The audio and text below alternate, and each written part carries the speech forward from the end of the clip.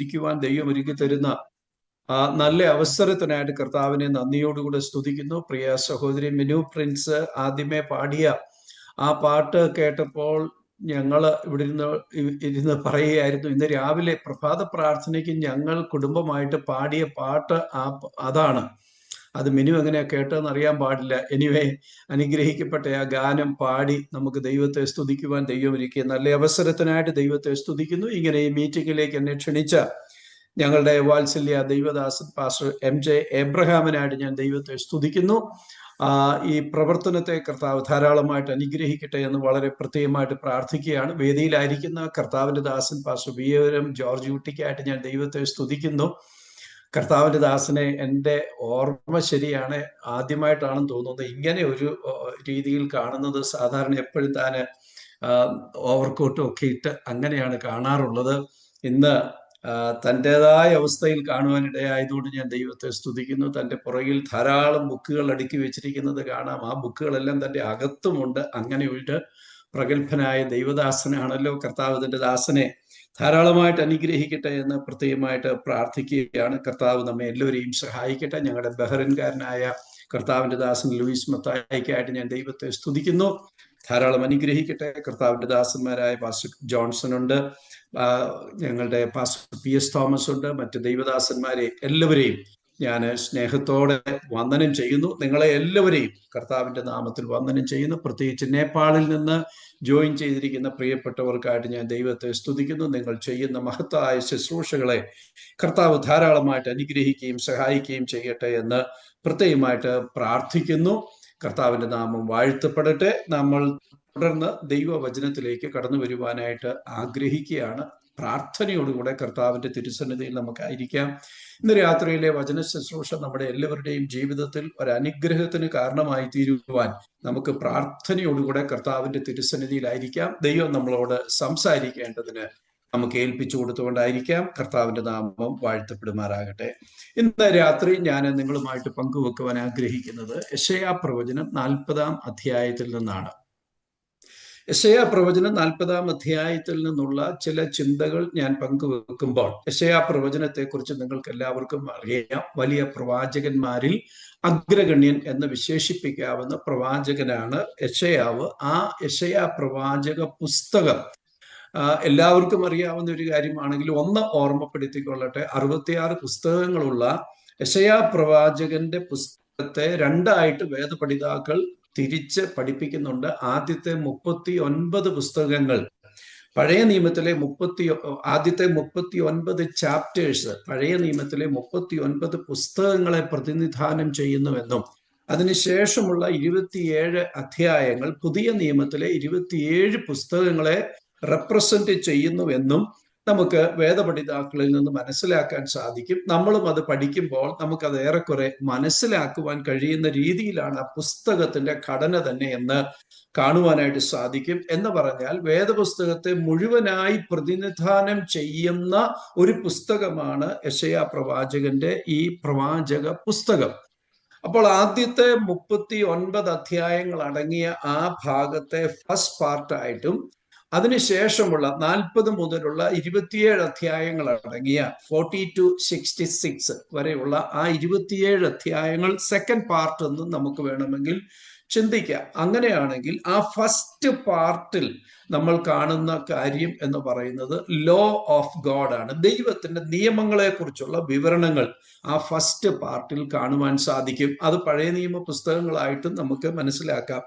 Second പാർട്ടിൽ law of ഗോഡിന് പകരം love of God ആണ്. ദൈവത്തിന്റെ സ്നേഹത്തെ കുറിച്ചുള്ള പല കാര്യങ്ങളാണ് ഇവിടെ കാണുവാൻ സാധിക്കുന്നത്. അതുപോലെ തന്നെ ഫസ്റ്റ് പാർട്ടില് സോവറിൻ ലോർഡിനെ കുറിച്ച്, സർവശക്തനായിരിക്കുന്ന ദൈവത്തെ കുറിച്ച് പറയുമ്പോൾ, സെക്കൻഡ് പാർട്ടില് ലോർഡ് ദ സേവിയർ, രക്ഷകനായ വിടുവിക്കുന്നവനായ ദൈവത്തെ കുറിച്ച് നമുക്ക് കാണുവാനായിട്ട് സാധിക്കും. മൂന്നാമത് ഒരു താരതമ്യ പഠനത്തിൽ കാണുവാൻ സാധിച്ചത് the first part burdens of the Lord ആണ്. ദൈവത്തിന്റെ ഭാരം, മനുഷ്യന്റെ പാപം നിമിത്തം, മനുഷ്യന്റെ മേൽ വരുന്ന ന്യായവിധി നിമിത്തം, ദൈവജനത്തോടുള്ള ബന്ധത്തിലെ ദൈവിക ന്യായവിധിയുടെ ഇടപാടുകൾ, ഇങ്ങനെയുള്ള പല കാര്യങ്ങളെ ഓർത്തു ദൈവത്തിന്റെ ഭാരത്തെക്കുറിച്ച് കാണുവാൻ കഴിയുമ്പോൾ സെക്കൻഡ് പാർട്ടിൽ നേരെ അത് വ്യത്യാസമായിട്ട് ബ്ലെസ്സിങ്സ് ഓഫ് ദ ലോർഡ് ആണ് കാണുവാൻ കഴിയുന്നത്. ദൈവിക അനുഗ്രഹങ്ങളെ കുറിച്ചുള്ള പല കാര്യങ്ങൾ കാണുവാനായിട്ട് സാധിക്കുന്നുണ്ട്.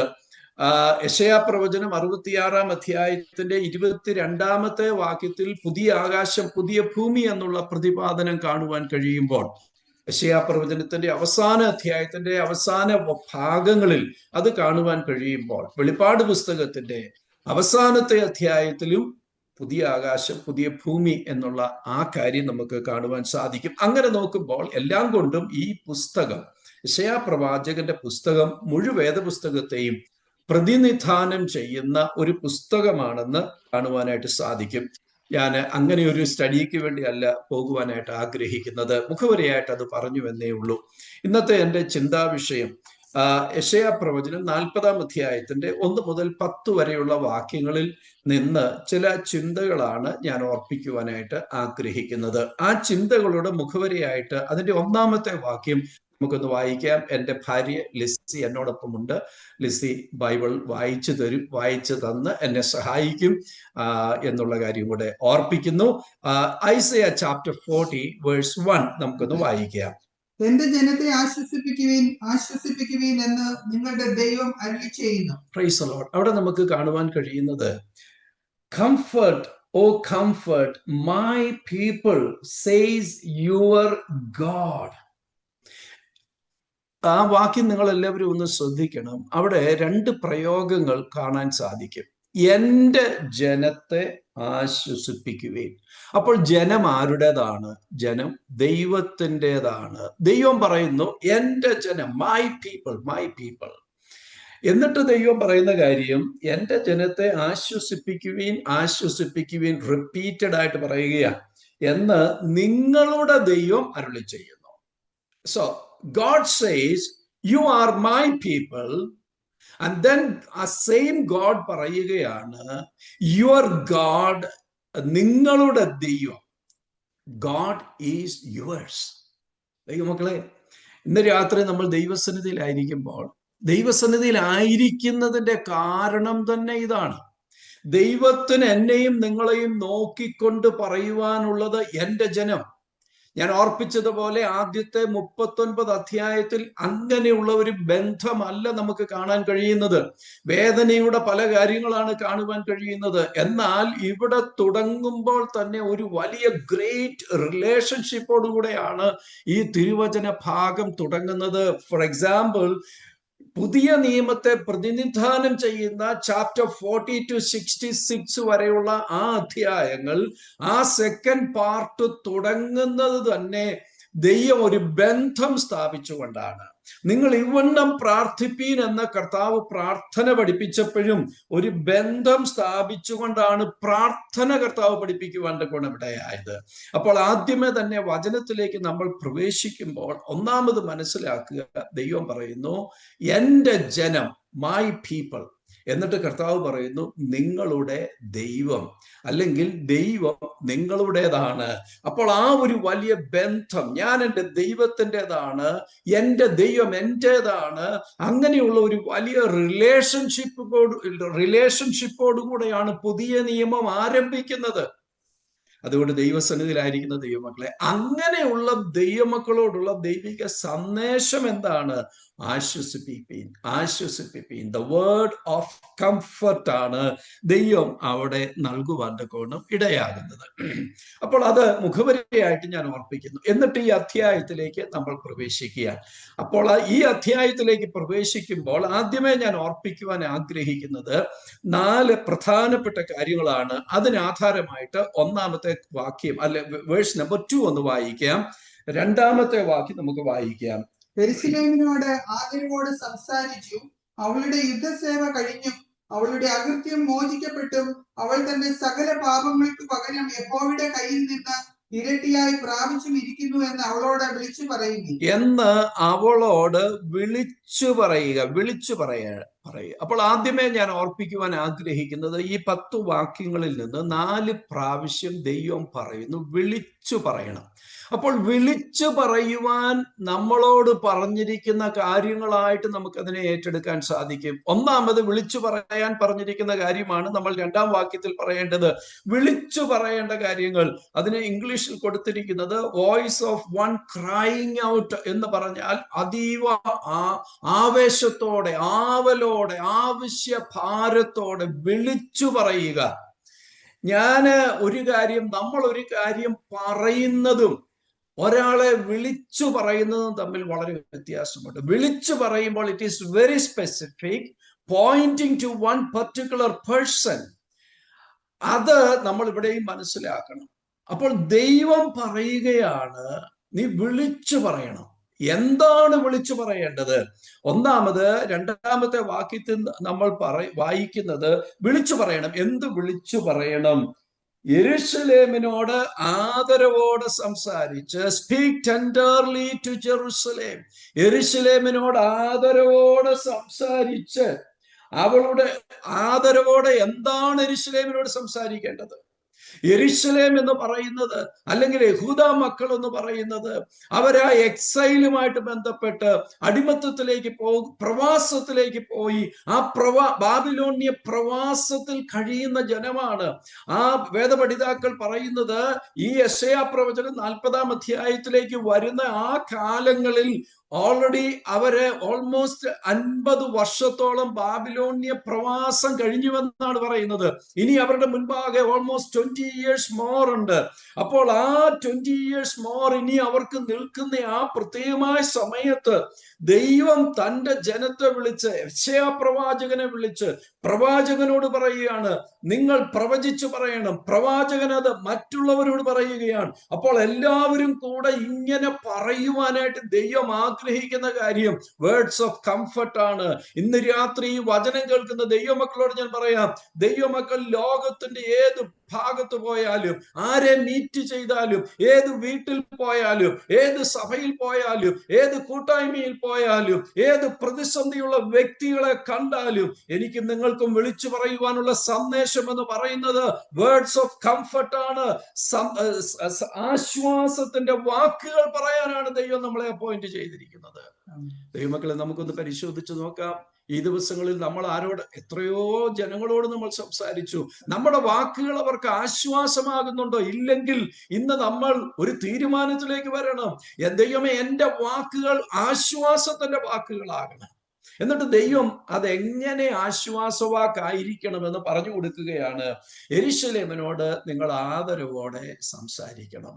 എന്തുകൊണ്ടാ? Speak to Jerusalem very tenderly, വളരെ സോഫ്റ്റ് ആയിട്ട്, വളരെ ആദരവോടെ സംസാരിക്കണം. ഓൾറെഡി അവർ വളരെ വളരെ മനസ്സ് മടുത്തിരിക്കുന്ന ഒരു ദൈവജനമാണ്.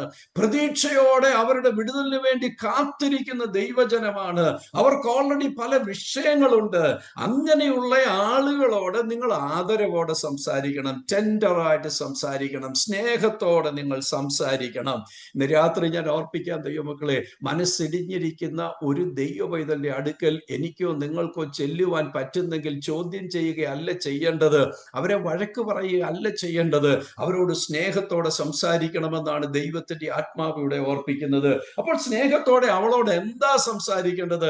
അതൊരു പേഴ്സണൽ ദൂതായിട്ട് നിങ്ങൾ ഏറ്റെടുക്കണം. എന്താ അവളോട് സംസാരിക്കേണ്ടത്? അവളുടെ യുദ്ധസേവ കഴിഞ്ഞു. The warfare is ended. നിങ്ങളുടെ യുദ്ധസേവ കഴിഞ്ഞു എന്ന് അവളോട് പറയണം. രണ്ടാമത് പറയേണ്ടത്, അവളുടെ അകൃത്യം മോചിക്കപ്പെട്ടിരിക്കുന്നു. Your iniquity or sin is pardoned. നിങ്ങളുടെ അകൃത്യം ക്ഷമിക്കപ്പെട്ടിരിക്കുന്നു. പിന്നെ മൂന്നാമത് പറയേണ്ടത്, അവൾ തന്റെ സകല പാപങ്ങൾക്കും പകരം യഹോവയുടെ കയ്യിൽ നിന്ന് ഇരട്ടിയായി പ്രാപിച്ചിരിക്കുന്നു. അതിനെക്കുറിച്ച് പല ചിന്തകൾ കടന്നു വരുവാൻ സാധിക്കും. പക്ഷെങ്കിൽ ഇത്രയുമേ ഉള്ളൂ. പാപങ്ങൾ ഒത്തിരിയൊക്കെ ചെയ്തു, ദൈവത്തിൽ ഒത്തിരിയൊക്കെ അകന്നു പോയി, അതിന് വേണ്ടിയതൊക്കെ നീ പ്രാപിച്ചു കഴിഞ്ഞു. So that means everything is happened, everything is done, now ready to be freed. അതാണ് ഈ വചനം നമ്മളോട് പറയുന്നത്. ഇന്ന് രാത്രി ഈ വചനം കേൾക്കുന്ന ദൈവമക്കളോട് ഞാൻ ഓർപ്പിക്കട്ടെ, ദൈവത്തിന്റെ പൈതലേ, നമ്മൾ ഏതെങ്കിലും ഒരു യുദ്ധത്തിലാണ് ആയിരിക്കുന്നതെങ്കിൽ, വ്യക്തിപരമായൊരു യുദ്ധത്തിൽ, കുടുംബപരമായൊരു യുദ്ധത്തിൽ, സഭാപരമായൊരു യുദ്ധത്തിൽ, ദേശവുമായി ബന്ധപ്പെട്ട ജോലിയോടുള്ള ബന്ധത്തിലെ ഒരു യുദ്ധത്തിലാണെങ്കിൽ, ഇന്ന് രാത്രി ദൈവാത്മാവിന് സ്നേഹത്തോടെ നമ്മളോട് പറയുവാനുള്ളത് ദ വാർഫെയർ ഈസ് എൻഡഡ്. അത് യെരൂശലേമിനോടുള്ള ബന്ധത്തിൽ, യഹൂദയോടുള്ള ബന്ധത്തിൽ അന്ന് പറഞ്ഞ ഒരു പ്രവചന ശബ്ദമാണെങ്കിലും, ഇന്ന് ജീവിക്കുന്ന എന്നോടും നിങ്ങളോടുമുള്ള ദൈവാത്മാവിന്റെ ഒരു ദൂതായിട്ട് നമ്മൾ ഏറ്റെടുക്കുക. ഞാൻ ഇന്ന് സ്ട്രഗിൾ ചെയ്യുന്ന വാർഫെയർ ഈസ് എൻഡഡ്. എത്ര പേർക്ക് അത് വിശ്വസിക്കുവാൻ കൊണ്ട് കഴിയും? എന്റെ ശരീരത്തോട് പോരാടുന്ന ആ യുദ്ധം കഴിഞ്ഞു, മനസ്സിനോട് പോരാടുന്ന ആ യുദ്ധം കഴിഞ്ഞു, എന്റെ ജീവിതത്തിൽ എന്നെ വല്ലാതെ ഇട്ട് കുഴയ്ക്കുന്ന യുദ്ധം കഴിഞ്ഞു എന്ന് വിളിച്ചു പറയണം, വിളിച്ചു പറയണം. ദൈവമക്കൾ ഇന്ന് രാത്രി വിളിച്ചു പറയണം, എന്റെ യുദ്ധസേവ കഴിഞ്ഞു, എന്റെ മേലുള്ള ശത്രുവിന്റെ ആധിപത്യം കഴിഞ്ഞു. ഹല്ലേലൂയ. ഇനി അവനെ എന്നെ അടിമയാക്കി വെക്കാൻ പറ്റത്തില്ല. The time is over. ദൈവാത്മാവിൽ ഇന്ന് രാത്രി ഞാനും വിളിച്ചു പറയുന്നു, the time is up. The time is over. Hallelujah. Now this is the time of redemption. This is the time of deliverance. അതിന്റെ സമയത്തിലേക്കാണ് ദൈവം നമ്മളെ കൊണ്ടുവന്നിരിക്കുന്നത്. അപ്പോൾ ഒന്നാമത് വിളിച്ചു പറയേണ്ട കാര്യം വേർഡ്സ് ഓഫ് കംഫർട്ട് ആണ്. ആശ്വാസത്തിന്റെ വാക്ക് വിളിച്ചു പറയുന്നവരാകണം ദൈവമക്കൾ.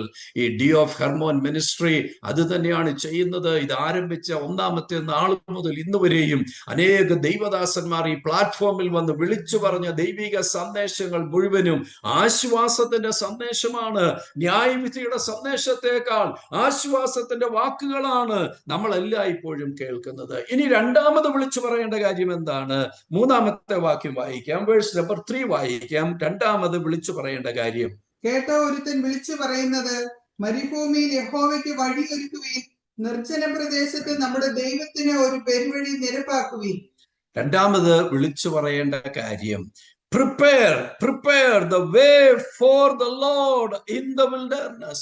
മരുഭൂമിയിൽ ദൈവത്തിന് വഴിയൊരുക്കുക. Make a straight highway for our God in the desert. Praise the Lord.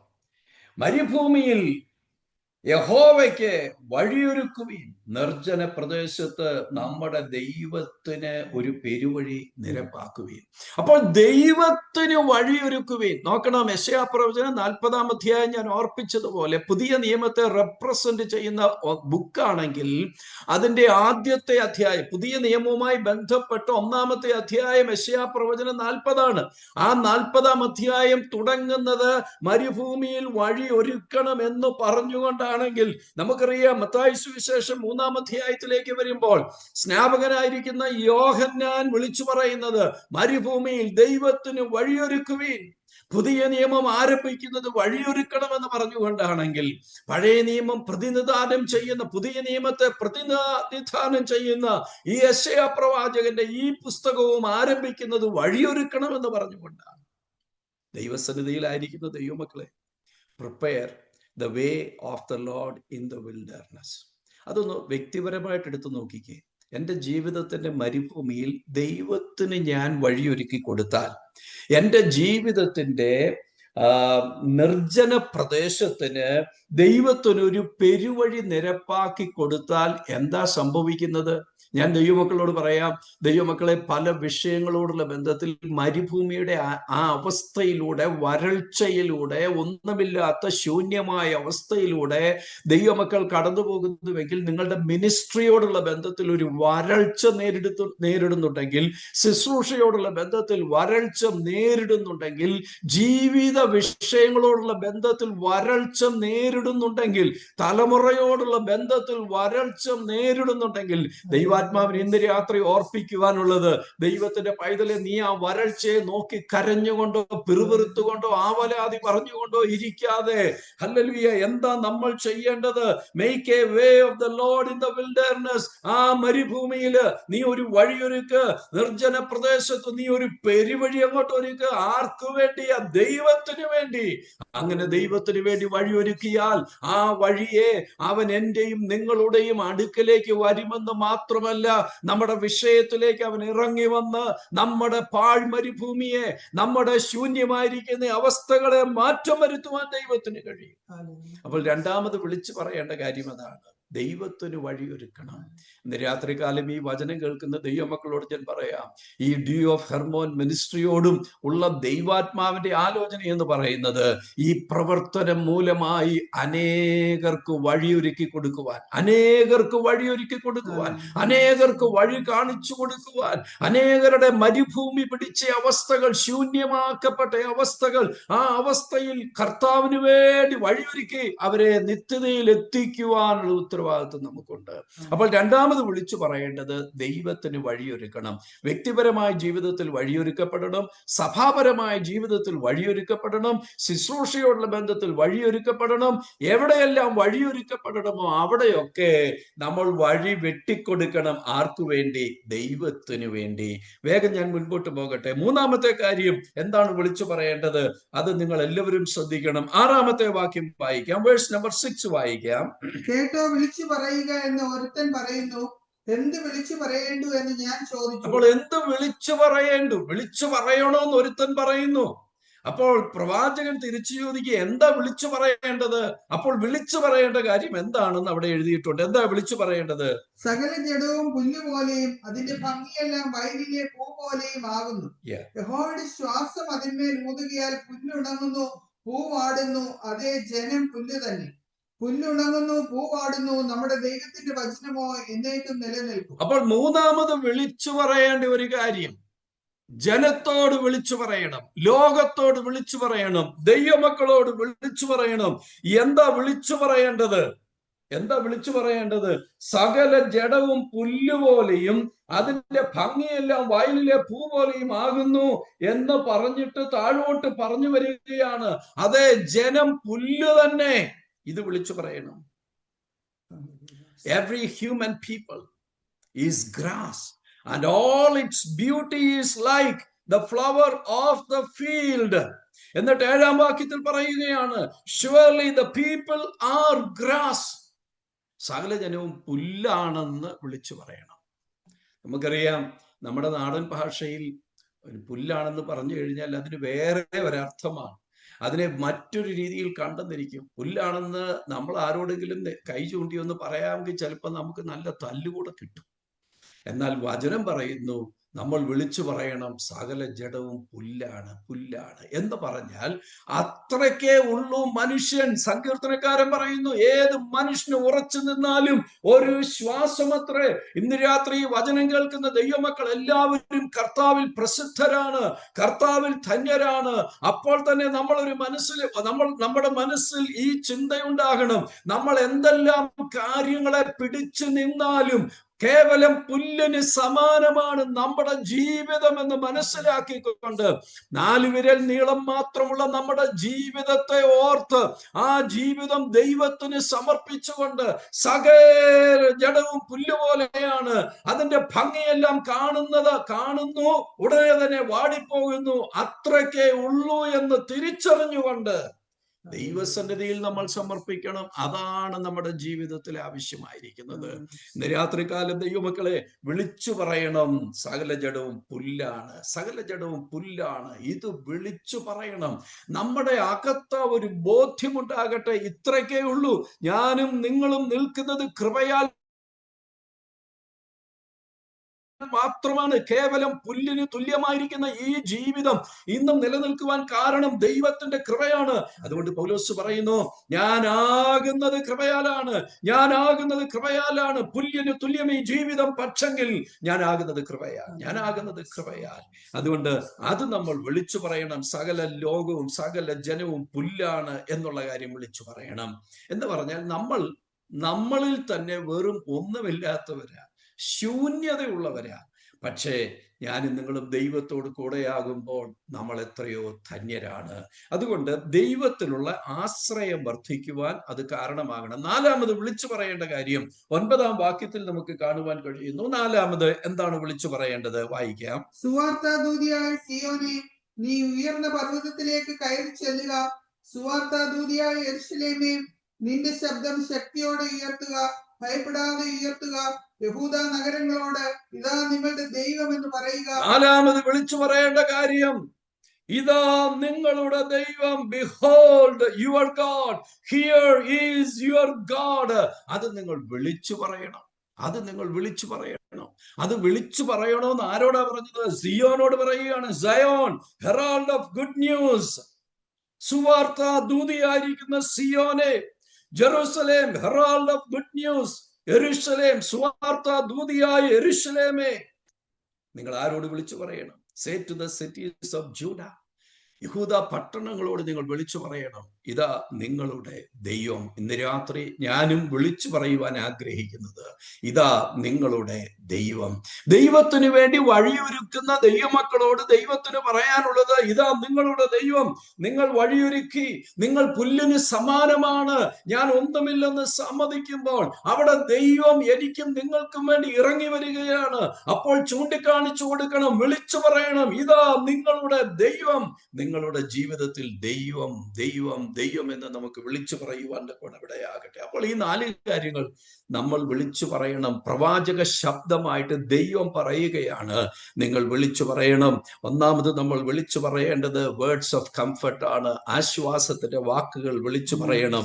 രണ്ടാമത് നമ്മൾ വിളിച്ചു പറയേണ്ടത് ദൈവത്തിന് വഴിയൊരുക്കാനായിട്ട് മറ്റുള്ളവരെ പ്രോത്സാഹിപ്പിച്ചുകൊണ്ട്, നമ്മളെ തന്നെ ഒരുക്കിക്കൊണ്ട്, മറ്റുള്ളവരെ ഒരുക്കിക്കൊണ്ട് ദൈവത്തിന് വഴിയൊരുക്കുന്ന കാര്യം നമ്മൾ വിളിച്ചു പറയണം. മൂന്നാമത് വിളിച്ചു പറയേണ്ടത് മനുഷ്യന്റെ അവസ്ഥയെ കുറിച്ചുള്ള ബോധം അവന് വരുത്തിക്കൊണ്ട്, കേവലം പുല്ലിന് തുല്യമാണ് ജീവിതം എന്ന് അവരെ വിളിച്ചു പറഞ്ഞിട്ട് അവരെ നിലനിൽക്കുന്ന വചനത്തിലേക്ക്. അവിടെ നമ്മൾ വായിക്കുന്നുണ്ട്, ജനം പുല്ല് തന്നെ, പക്ഷേ നമ്മുടെ ദൈവത്തിന്റെ വചനമോ എന്നേക്കും നിലനിൽക്കുന്നു.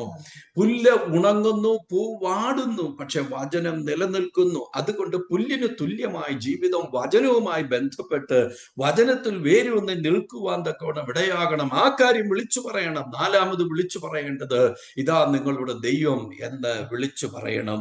ഇതാണ് ദൈവിക സന്ദേശമായി നമുക്കവിടെ കാണുവാനായിട്ട് സാധിക്കുന്നത്. അപ്പോൾ അങ്ങനെ വിളിച്ചു പറയുന്ന ജനത്തോടുള്ള ബന്ധത്തിൽ 5-ാമത്തെ വാക്യം നമുക്ക് വായിക്കാം.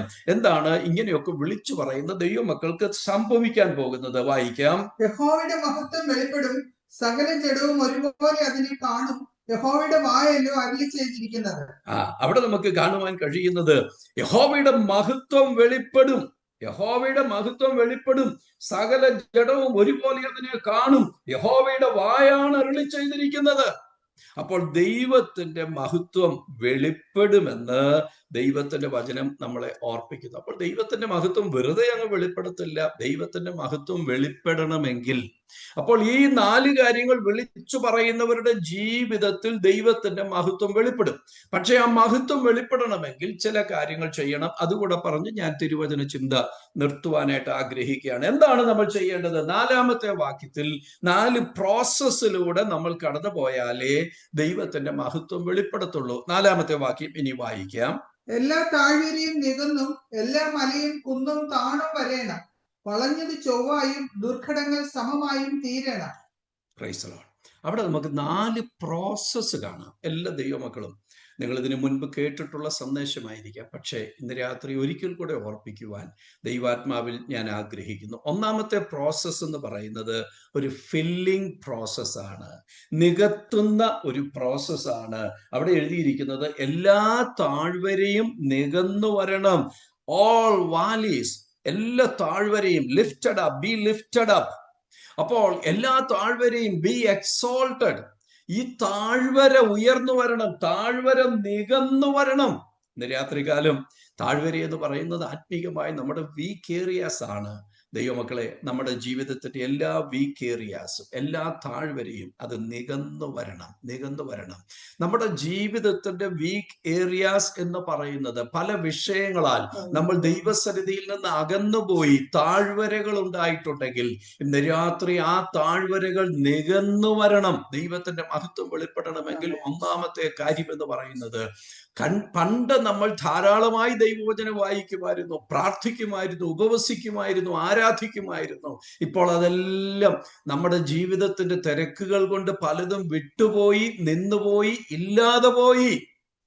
അത് ചരിത്രങ്ങളിലേക്ക് ഇറങ്ങിപ്പോയി. എന്നാൽ ദൈവാത്മാവ് പറയുന്നത് അങ്ങനെ അത് ചരിത്രങ്ങളിലേക്കൊക്കെ ഇറങ്ങിപ്പോയപ്പോൾ അത് താഴ്വര പോലെ ആയി തീരുവാന്റെ ഗുണമിടയായി. അതെല്ലാം വാലീസായിട്ട് ഇങ്ങനെ ആയി തീർന്നിരിക്കുകയാണ്. ദൈവവചനം പറയുന്നു ആ വാലിയെല്ലാം നികന്നു വരണം എന്ന് പറഞ്ഞാൽ നമ്മുടെ പ്രാർത്ഥനാ ജീവിതം ശക്തിപ്പെടണം, വചനധ്യാനം ശക്തിപ്പെടണം, ആത്മീകമായി നമ്മൾ ബലപ്പെടണം. അങ്ങനെ വീക്കായിരിക്കുന്ന എല്ലാ ഏറിയായും ബലപ്പെടുവാൻ തക്കവണ്ണം ഇടയാകണം. അതുകൊണ്ടാണ് അതിന്റെ അവസാന ഭാഗത്തിലേക്ക് വരുമ്പോൾ 29-ാമത്തെ വാക്യം ഒന്ന് വായിക്കാം. 40-ന്റെ 29-ാമത്തെ വാക്യം. അവൻ ക്ഷീണിച്ചിരിക്കുന്നവന് ശക്തി നൽകുന്നു, ബലമില്ലാത്തവന് ബലം വർദ്ധിപ്പിക്കുന്നു. അത് ദൈവം ചെയ്യുന്ന കാര്യമാണ് ഇന്ന് രാത്രികാലം. അങ്ങനെ ദൈവം ക്ഷീണിച്ചിരിക്കുന്നവന് ശക്തി നൽകുന്നു, ബലമില്ലാത്തവന് ബലം നൽകുന്നു. ദൈവമക്കളെ, അങ്ങനെ എല്ലാ താഴ്വരയും നികന്നു വരണം. സോ ദാറ്റ് ഫില്ലിംഗ് പ്രോസസ്സിലൂടെ നമ്മൾ കടന്നു പോകണം. ആരാ ഫില്ല് ചെയ്യേണ്ടത്? ഞാൻ തന്നെ ഫില്ല് ചെയ്യണം. എൻ്റെ ജീവിതത്തിന്റെ താഴ്വരകളെ ഞാൻ തന്നെ ഫില്ല് ചെയ്യണം. രണ്ടാമത്തെ പ്രോസസ്സ് എന്ന് പറയുന്നത് 4-ാം വാക്യത്തിൽ നമ്മൾ വായിച്ചത്, എല്ലാ താഴ്വരയും നികന്നും എല്ലാ മലയും കുന്നും താണു വരണം. അപ്പോൾ ഒന്ന് ലിഫ്റ്റ് ചെയ്തെടുക്കുകയാണെങ്കിൽ മറ്റൊന്ന് താഴേക്ക് കൊണ്ടുവരികയാണ്. എല്ലാ മലയും എല്ലാ കുന്നും, every mountains and hills, അതെന്ത് ചെയ്യണം? ബി ലെവൽഡ്, മെയ്ഡ് ലോ എന്ന് പറഞ്ഞാൽ ആത്മീകമായി അതിനെ വിവേചിക്കുമ്പോൾ നമുക്ക് മനസ്സിലാക്കുവാൻ തക്കവണ്ണം കഴിയും. Every proud areas of our life, നമ്മുടെ ജീവിതത്തിന്റെ അഹന്ത, നമ്മുടെ ജീവിതത്തിന്റെ അഹങ്കാരം, ഞാൻ ഏതാണ്ട് വലിയ പുള്ളി ആണെന്നുള്ള നമ്മുടെ ചിന്ത, അങ്ങനെയുള്ള സകല ചിന്തകളെയും നമ്മൾ പിടിച്ചടക്കണം. ദൈവവചനം നമ്മളോട് അങ്ങനെ ഓർപ്പിക്കുന്നുണ്ട്. ഇങ്ങനെയുള്ള ചിന്തകളെ പിടിച്ചടക്കണം, അവ ലെവൽ ചെയ്യണമെന്ന് ദൈവത്തിന്റെ വചനം നമ്മളെ ഓർപ്പിക്കുകയാണ്. സോ ദ സെക്കൻഡ് പ്രോസസ് എന്ന് പറയുന്നത് it is a levelling process. രാത്രി വചനം കേൾക്കുന്ന ദൈവമക്കളെ, നന്നായി പ്രസംഗിച്ചാൽ നമ്മുടെ തല ഉയരും, നന്നായി പാടിയാൽ നമ്മൾ അഹങ്കാരികളായി മാറും. അതുണ്ടാകരുത് എന്നുള്ളത് കൊണ്ട് ദൈവവചനം നമ്മളോട് ഓർപ്പിക്കുകയാണ്. എല്ലാ കുന്നും എല്ലാ മലയും അത് താണു വരണം, അത് ലെവലാക്കപ്പെടണം. ഇന്ന് രാത്രി ദൈവവചനത്തിന് മുൻപിൽ നമുക്ക് അങ്ങനെയൊന്ന് ലെവലി ചെയ്യാൻ പറ്റുമോ? ആ ലെവലിംഗ് പ്രോസസ്സിലൂടെ കടന്നു പോകുവാനായിട്ട് സാധിക്കുമോ? മൂന്നാമത് അവിടെ പറഞ്ഞിരിക്കുന്നത് എന്താണ്? വളഞ്ഞത് ചൊവ്വായി വരണം. വളഞ്ഞത്, ദ ക്രൂക്കഡ്, വളഞ്ഞത്, ദി അൺഈവൻ ഗ്രൗണ്ട് എന്ന് പറയുന്നത് ഇംപ്രോപ്പർ ആയിരിക്കുന്ന കാര്യങ്ങളാണ്. അങ്ങനെ ക്രൂക്കഡ് ആയിരിക്കുന്ന, റൈറ്റ് അല്ലാത്ത, ശരിയല്ലാത്ത, മിസ്ലീഡിങ് ആയിരിക്കുന്ന ജീവിത കാര്യങ്ങൾ നമ്മൾ എന്ത് ചെയ്യണമെന്ന്? വളഞ്ഞത് ചൊവ്വായി തീരണം, സ്ട്രെയിറ്റൻ ചെയ്യണം. ദൈവമക്കളെ, കർത്താവ് നമ്മളിൽ നിന്ന് ആഗ്രഹിക്കുന്ന ഒരു കാര്യമാണ്. നമ്മൾ പലപ്പോഴും പറയാല്ലേ, അവൻ ഭയങ്കര ക്രൂക്കഡാണ് എന്ന് പറഞ്ഞാൽ വളഞ്ഞിരിക്കുകയാണ്. അത് സ്ട്രെയിറ്റൻ ചെയ്യണം. ഒരു സ്ട്രെയിറ്റനിങ് പ്രോസസ്സിലൂടെ നമ്മൾ കടന്നു പോകേണ്ടത് ആവശ്യമാണ്. നാലാമത്തെ കാര്യം നമ്മൾ അവിടെ വായിച്ചത്, ദുർഘടങ്ങൾ സമമായി തീരണം. ദുർഘടങ്ങൾ സമമായി തീരണം എന്ന് പറഞ്ഞാൽ, ഹല്ലേലൂയ, ദ റഫ് പ്ലേസസ് അത് പ്ലെയിൻ ഗ്രൗണ്ട് പോലെ ആയിത്തീരണം. അത് നമ്മുടെ സ്വഭാവത്തെ കാണിക്കുന്ന കാര്യമാണ്. ക്യാരക്ടർ ലൈക്ക് ആങ്കർ, അൺഫോർഗിവ്നെസ്, ദേഷ്യം, ക്ഷമയില്ലായ്മ, പക, വിദ്വേഷം എന്ന് തുടങ്ങി ഏത് സ്വഭാവമാണെങ്കിലും അതെല്ലാം സ്മൂത്തൻ ചെയ്യണം എന്ന് പറഞ്ഞാൽ നാലാമത്തെ പ്രോസസ്സ് ദ സ്മൂത്തിങ് പ്രോസസ് ആണ്. അങ്ങനെ ഈ 4 പ്രോസസ്സിലൂടെ ഒരു ദൈവ പൈതൽ കടന്നു പോയാൽ, filling process, levelling process, straightening process and smoothing process, ഈ 4 പ്രോസസ്സിലൂടെ കടന്നുപോയാൽ പ്രവാചക ശബ്ദമായി 5-ാം വാക്യം വിളിച്ചു പറയുന്നു, യഹോവയുടെ മഹത്വം വെളിപ്പെടും, സകല ജഡവും ഒരുപോലെ അതിനെ കാണും, യഹോവയുടെ വായല്ലോ അരുളി ചെയ്തിരിക്കുന്നത്. രാത്രി വചന ശുശ്രൂഷ ഞാൻ ഇവിടെ നിർത്തുമ്പോൾ ഞാൻ ഓർപ്പിക്കട്ടെ, ദൈവത്തിന്റെ മഹത്വം എന്നിലൂടെയും നിങ്ങളിലൂടെയും വെളിപ്പെട്ടു Hallelujah. വരുവാനിടയാകണം. ആ ക്രിയേഷൻ ഗ്ലോറി നമുക്കുണ്ടായിരുന്നു. സൃഷ്ടിപ്പിൽ തന്നെ നമുക്കുള്ള ഒരു ഗ്ലോറി ഉണ്ട്. അത് പാപത്താൽ നഷ്ടപ്പെട്ടു. അത് റീഇൻസ്റ്റേറ്റ് ചെയ്യുവാൻ പിതാവാം ദൈവം തന്റെ പുത്രനിലൂടെ പദ്ധതികളെല്ലാം ഒരുക്കിയിട്ടുണ്ട്. കാൽവരി ക്രൂശിലേക്ക് ഓടി വന്ന് അഭയം തേടുന്ന ഏതൊരു ദൈവവൈതലിനും ആ മഹത്വം തിരികെ പ്രാപിക്കുവാൻ സാധിക്കും. ഇന്ന് നമ്മൾ ഈ ഭൂമിയിൽ ജീവിക്കുമ്പോൾ നമ്മൾ മഹത്വത്തിൽ നിന്ന് ഗ്ലോറി ടു ഗ്ലോറി നമ്മൾ മൂവ് ചെയ്തുകൊണ്ടിരിക്കുകയാണ്. ആ മഹത്വത്തിന്റെ പൂർണ്ണതയിൽ എത്തുന്ന ദിവസങ്ങൾ സമാഗതമായി. നാം അവനെ കാണുന്നത് പോലെ തന്നെ, അവൻ ഇരിക്കുന്നത് പോലെ തന്നെ നാം അവനെ കാണുന്നത് കൊണ്ട് നാം അവനോട് സദൃശന്മാരാകും. മഹത്വത്തിന്റെ പൂർത്തീകരണത്തിൽ എത്തുവാൻ ഈ പ്രോസസ്സിലൂടെ നമുക്ക് കടന്നു പോകാം. അതിനായി ഈ വചന ശുശ്രൂഷയും നമ്മെ സഹായിക്കട്ടെ എന്ന് പ്രാർത്ഥിച്ചുകൊണ്ട് അവസരമൊരുക്കിയ ദൈവദാസനോട് നന്ദിയെ പ്രകാശിപ്പിച്ച് ഞാൻ ഈ തിരുവചന ചിന്ത ഇവിടെ നിർത്തുന്നു.